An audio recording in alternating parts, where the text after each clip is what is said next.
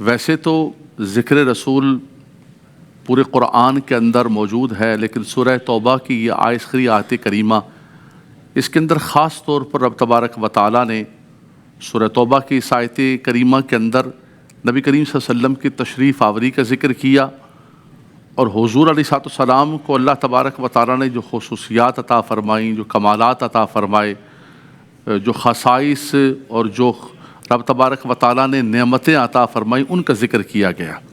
ارشاد ربانی ہے لقد جاءکم رسول من انفسکم، تحقیق تشریف لے آئے وہ رسول مکرم، رسول محتشم، نبی آخر الزماں صلی اللہ تعالیٰ علیہ وسلم، اور اس حال میں تشریف لائے کہ من انفسکم، تم ہی میں سے ہیں۔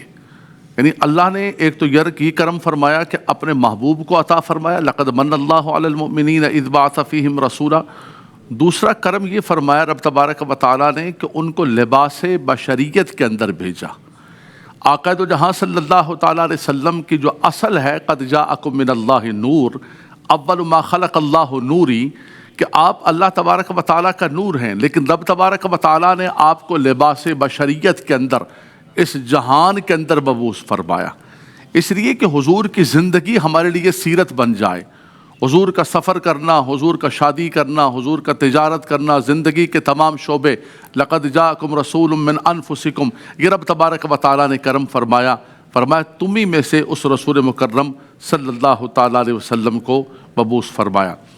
ایک اس کی جو قرات ہے من انفسکم کی، من انفسکم ہے، انفس جو ہے وہ افعل کا وزن ہے، یعنی وہ رسول مکرم صلی اللہ تعالیٰ علیہ وسلم اس حال میں تشریف لائے، سبحان اللہ سبحان اللہ، من انفسکم، تم میں سے سب سے زیادہ نفیس، سب سے زیادہ اعلیٰ، سب سے زیادہ کمالات والے۔ نبی کریم صلی اللہ علیہ وسلم نے فرمایا کہ جب رب تبارک و تعالیٰ نے ان اللہ خلق خلقا، اللہ نے ساری مخلوق کو پیدا کیا، تو اس مخلوق کو مختلف گروہوں کے اندر رکھا، مختلف قبائل کے اندر رکھا، مختلف گھروں کے اندر تقسیم کیا۔ فرمایا جو بہترین قبیلہ تھا اس کے اندر رب تعالیٰ نے مجھے رکھا، جو بہترین گھر تھا اس میں رب تبارک و تعالیٰ نے مجھے رکھا۔ فرمایا رب تبارک و تعالیٰ نے میرے نور کو پاک پشتوں اور پاک رحموں سے منتقل فرمایا، اور سیدہ آمنہ اور سیدنا عبداللہ رضی اللہ تعالیٰ عنہما تک پہنچایا۔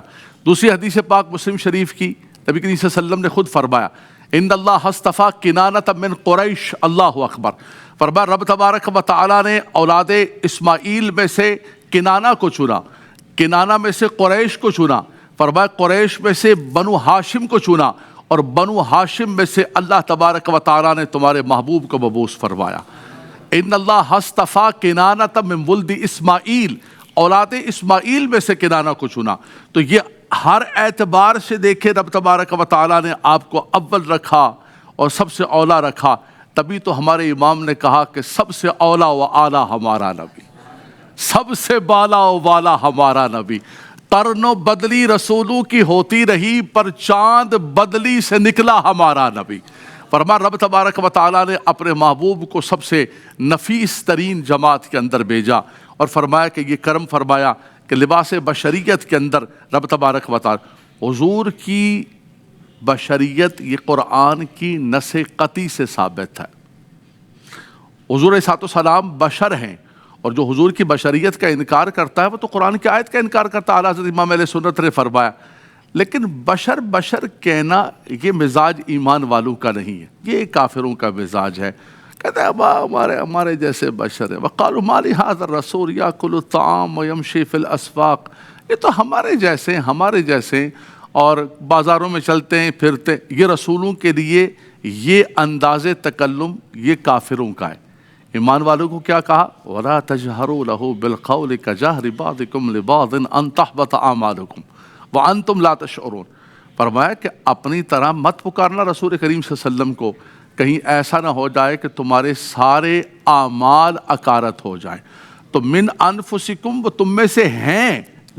حضرت سیدنا عباس رضی اللہ تعالیٰ عنہ حضور کے حقیقی چچا، آپ سے کسی نے پوچھا کہ رسول پاک صلی اللہ تعالیٰ علیہ وسلم بڑے ہیں یا آپ بڑے، یعنی عمر کے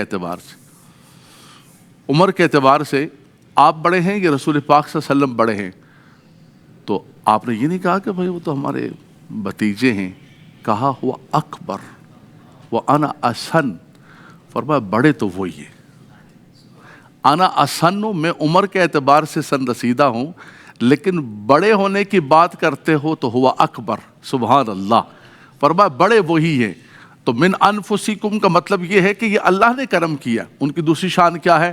عزیز علیہ ما عنتم حریص علیکم بالمؤمنین رؤوف الرحیم، سبحان اللہ۔ فرمایا کہ تمہارا مشقت کے اندر پڑنا انہیں گراں گزرتا ہے۔ امتی کسی تکلیف کے اندر ہوتا ہے، یہ آقا دو جہاں صلی اللہ علیہ وسلم کے قلب انور پر تکلیف گزرتی ہے کہ میرا امتی دنیا کے اندر تشریف لائے، آتے ساتھ امت کے لیے دعا کی، زندگی بھر تہجد گزار بن کر رب حبلی امتی کی صدائیں، معراج پر تشریف لے گئے، رب تبارک و تعالیٰ کی انوار و تجلیات، رحمتوں کا نزول، لیکن اس گھڑی کے اندر بھی اپنی امت کو فراموش نہیں کیا۔ اور دنیا سے جب رخصت ہو رہے تھے، صحابہ کرام فرماتے ہیں کہ ہم نے دیکھا کہ حضور کے لبھائے مبارک ہل رہے تھے، نماز کی تلقین فرما رہے تھے، خواتین کے حقوق کا ذکر کر رہے تھے، اور ہم نے دیکھا کہ آخری گھڑی بھی امت کے لیے دعا کر رہے تھے۔ عزیز علیہ ما عنتم، اللہ اکبر، حریص علیکم بالمؤمنین رؤوف الرحیم۔ فرمایا تمہارا مشقت کے اندر پڑنا انہیں گراں گزرتا ہے، تم تکلیف کے اندر آ جاؤ، اللہ اکبر۔ ایک صحابی رسول نے عرض کی، یا رسول اللہ صلی اللہ علیہ وسلم، آج دنیا کے اندر ہم کسی تکلیف میں، کسی پریشانی کے اندر ہوتے ہیں تو آپ کی بارگاہ کے اندر آ جاتے ہیں، اور اس لیے آتے ہیں کہ رب تعالیٰ نے خود فرمایا وَلَوْ أَنَّهُمْ إِذْ ظَلَمُوا أَنفُسَهُمْ جَاءُوكَ، کہ اگر اپنی جانوں پر ظلم کر بیٹھو تو حبیب آپ کی بارگاہ کے، وہ اپنی جانوں پر ظلم کر بیٹھے تو آپ کی بارگاہ کے اندر آ جائے۔ یا رسول اللہ کوئی تکلیف ہوتی ہے آپ کی بارگاہ میں آ جاتے ہیں، میدان معاشر اتنا بڑا ہوگا، اتنے لوگ ہوں گے، کہاں تلاش کریں گے ہم آپ کو؟ اللہ کے نبی صلی اللہ علیہ وسلم نے فرمایا کہ میرے ساتھی، میرے صحابی، میرے امتی پریشان نہ ہو، میدان معاشر میں بھی مجھے ڈھونڈ لینا، ثلاث مواطن، 3 مقامات ہیں، مجھے تلاش کر لینا۔ فرمایا میزان عمل پہ مجھے دیکھ لینا، میری امتوں کے اعمال، میری امت کے اعمال تل رہے ہوں گے اور میں وہاں کھڑا ہو کر دعا کر رہا ہوں۔ عزیز علیہ ما عنتم، اللہ اکبر۔ یا رسول اللہ اگر میں وہاں بھی نہ پاؤں، میں کہاں جاؤں؟ فرمایا پھر ایسا کرنا کہ حوض کوثر پر آ جانا، میری امت پیاسی ہوگی، میں اپنے ہاتھ سے جام بھر بھر کے پلا رہا ہوں، اللہ اکبر۔ فرمایا کہ وہاں، یا رسول اللہ وہاں بھی نہ پاؤں، فرمایا پھر ایسا کرنا کہ پل صراط پر آ جانا، میری امت پار چڑھ رہی ہوگی، پل صراط بالکل باریک، فرمایا میں دعا کر رہا ہوں گا رب سلم امتی، رب سلم امتی۔ یہ ہے تفسیر عزیز علیہ ما عنتم حریص علیکم بالمؤمنین رؤوف الرحیم۔